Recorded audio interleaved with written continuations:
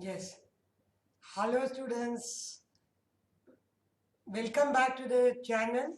So hope all of you are following it up my channel regularly and you are seeing the videos, but you guys are not sharing the videos. So my request is kindly support the channel by liking videos, commenting on videos, correct, and sharing videos. And please, if you have not subscribed, subscribe for the videos, because this channel is going to give you the full-fledged knowledge about the subject called as business studies or principles of management. Business studies you have in PUC, then principles of management you have in degree as well as in MBA. So the full subject we are going to do here. That is why please subscribe the channel so that you keep getting the alert what topic I am uploading it and you can follow. Hope you'll do that. So with that correct note, let me start with the next topic. Today I am here to discuss with very important topic, that is the evolution of management thought. Like how this management thought grew. Correct? That is the evolution is nothing but the history of management thought, right? Like how, what is the history? How did management began? How did management came into existence? Because management is a discipline today. Management is a profession today. Management is an art. Management is a science. But how it have grew to a level where it has reached now. So it have grown right from 1900th century onward, students. You can see the diagram there on the screen. So clearly I have mentioned it started in the year 1900, correct? So 1900 to 2000. So one, correct, 1900 to 2000, correct, one century, correct, 100 years. Management have evolved itself from a very traditional viewpoint to a quality viewpoint, and today all of us are working in quality viewpoint. So what was the traditional point? 1900, how management started here, correct? So the traditional viewpoint, you can please see the screen here. I have shown it very clearly here, the screen. Hope you are seeing the screen, students. Yes. So you have traditional viewpoint here. So you have goal, efficiency, consistency, and traditional viewpoint. You have three things here. That is one is correct, scientific management. That was the very first one to start. Then next is administrative management, and third one is bureaucratic management. While teaching you the principles of management, I have already told you what is the administrative management and who have given it, right? But scientific is something new you are learning today, and bureaucratic is also something new. So traditional management it started in 1900s, and these are the three schools of thought you have under traditional viewpoint of management. Yes, scientific management, very important. Any correct, if you take management as your specialization, any competitive exam, these are the questions what what you can expect. Correct? What do you mean by scientific management? Who gave scientific management? Who is regarded as the father of scientific management? Father of scientific management is F.W. Taylor. Please make a note of it. F.W. Taylor is regarded as father of scientific management. He was the first one to work on the concept of management, and he says very clearly, no rule of thumb. You can't do management since, see, technology is a method to do it, correct? And if you go to the science, is a methodology to do it, but management is no methodology was there. People used to do what they like to do. So he was the first one who said that no, stop doing that. All rule of thumb, he called that work as rule of thumb. What you want to do, you'll do it. That he called it as rule of thumb, and he very clearly says that no more rule of thumb business. It has to be done in a very systematic way. It has to be, management has to be seen from scientific perspective. That is what the concept brought out by him. So, in the period in which scientific management came into existence is 1856 to 1915. 1856 to 1915. During this period, F.W. Taylor did lot of research and brought out lot of theories on scientific management. His four elements of his thought, that is scientific thought. The first one is, he says very clearly, develop a science for each element of job. Develop a science. For every element of job, you develop a science. That means develop a system to do a job. Correct? And what he said was, replace old rule of thumb methods. So for each job, develop a scientific method and make people to do job in that particular method only. Remove all rule of thumb. Whatever they are comfortable, they are doing it, remove that. That was the very first principle of scientific management. Second principle, what he said is, you are hiring employees however you feel like. You are not even checking whether these employees are good, whether they are going to serve my purpose or not. You are not working on anything. Don't do that. You select the employees scientifically. Correct? You scientifically select the employees, then you please train them on the job. Whatever system for the job you have developed, you train them. Once they are perfect, then only put them on the job. That is the second principle of scientific management. Third principle given by him is supervise employees to make sure that they follow the prescribed method of performing their job. As you know, in his principle 1 or step 1 of scientific management, you have developed a scientific way to do the job. So in the third step, you have to ensure that whether people are following those steps to do the job. Same like you remember yesterday I told you about controlling process. 4 steps activity controlling. The first step laying down standards. Second step measuring the performance. Third one is comparing performance with the standard. Any deviation taking a corrective action. Same methodology scientific management works. First one, develop a science for each element of job. Remove lure of thing. Second one, select the employee on the basis of job requirement. Scientific way you select them and scientifically you train them on the method. Then supervise whether these people are following the job as per the method we have prescribed to them. Then fourth one is continuous to plan work. You please continue. He says planning is a systematic way and it will ever go on. You continue to do the job, but use workers to get the work done. You plan. He said very clearly, planning and execution are different. He says planning has to be done by top level management. You don't waste your time in doing. You just do plan. Let doing will be done by your lower level employees. Make them do. Because he strongly believes in the definition of management given by Kuhn and O'Donnell. He says that management is a process of getting things done through the people and with the people. So through the people, it says very clearly, continue to plan the work, but use workers to get the work done. So these are the 4 principles of scientific management given by F.W. Taylor, who is also regarded as the father of scientific management. When we talk about the history of management, this is the first point where management grew. That is in scientific management. Then came our next one, that is administrative management. This correct expert, his photo, name, period, you are aware of it because all 14 principles of management and all the functions of management is given by MDP all. We have already done that. So that is called as, so the second approach is administrative management given by the father of administrative management, Henry Ford. He gave 6 functions of management. Correct, 6 functions of management is given by him and 14 principles of management was explained by him. He started from engineer and became CEO.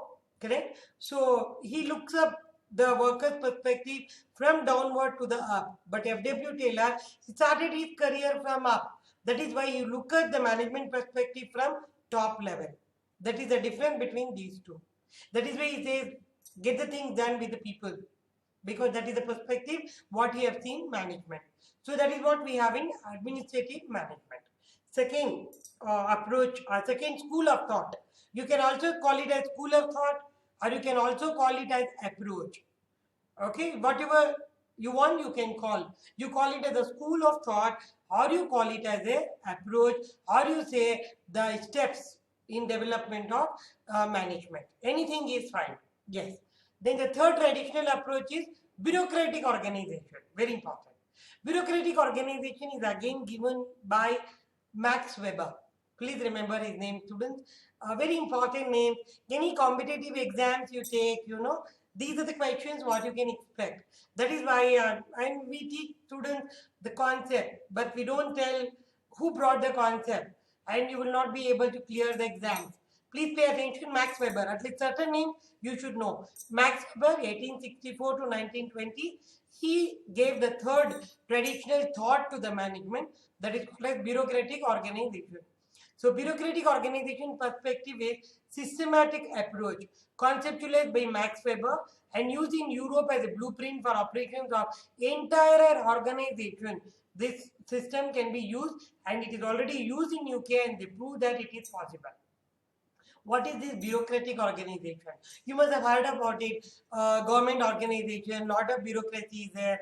Our public sector organization, lot of bureaucracy is there. You are aware of these words, but what is the meaning? The meaning is bureaucracy means lot of rules and regulations. When you are made to follow, then such structure we call it as bureaucratic structure. So that structure is given by Max Weber. He says that there are 7 characteristics of bureaucratic organization according to him. So he have given 7 characteristics. The first one is rules. The very first thought given by him is school. He says very clearly, rules are very, very important in organization. No activity can be performed without rule. Every activity, write down the rules and make people follow the rule. They're not following, punish them. Very simple. So, because according to him, rules are guidelines of behavior. And it's a written document which you can make people to perform as per your expectation. The second one, employee selection and advancement must be based on competence. He says, don't select people because he's close relative of yours or we got recommendation from someone, I have to appoint him. Don't appoint people like that. Appoint people purely on merit basis, purely on competitive basis, purely on technical qualification basis. That's the second principle given by him. Third one, clear division of labor. The division of labor I explained you correct in my previous classes. That is nothing but, yeah, you know, you remember, his specialization. I told you, his specialization is very important. He says, Max Weber, third feature says very clearly that please focus on his specialization and allocate the work based on his specialization. After allocating, give them authority, give them responsibility and let them only do the job. Then positions in the organization should have hierarchy. Since is a Max Weber have given bureaucratic organization, which is a tall type of organization structure, it is not a flat. Tall type of organization structure, he says hierarchy is very important. That is, in my previous classes, I told you 3 levels of management are there: lower, middle, and top. This is called as hierarchy of management. He says positions are organized in hierarchy with each position under the authority of higher one. So each position under the authority of higher one. That is what is called as bureaucratic organization. Correct? He says very clearly top level. So if I am the lower level employee, I have to speak to the next person middle level. Middle level have to report to the higher level. So hierarchy is very important according to him. Then management separate from ownership. The very important point what he spoke is management is separate from ownership. He says very clearly management don't try to club both the things. Management, don't say management and this one is same. He says very clearly the management is completely different from ownership. Owners of the business, people who have started the business are different. People who are running the business is different. So these two has to be separately done. And he correct. So that is what is given by him. And next principle, what he spoke about it, I'll just bring it to your knowledge. He says, the Max Weber says very clearly, the rule should be there, selection should be done scientifically, and carrot and stick approach. If people are working well, reward them. If they don't work well, then you punish them. So very traditional kind of structure was given by him. So all the principles of bureaucracy is being brought up by Max Weber, and whatever he introduced that time is still in use, correct? Still in use, and throughout the world the people got to know about bureaucratic structure. Most of the organizations, government organizations started adopting to the bureaucratic structure, which is considered as very successful one. So Max Weber, bureaucratic structure. Then, so that is what we have under the traditional school. So traditional school, we have got the 3 things we have done. So what are the 3 things? The first one was scientific management. Second one was administrative management. Third one was bureaucratic structure. So evolution of management thought, our history of management, our different schools of management I am teaching you. Please pay attention. The first school, the traditional school, come to an end. Now we are moving to the second school.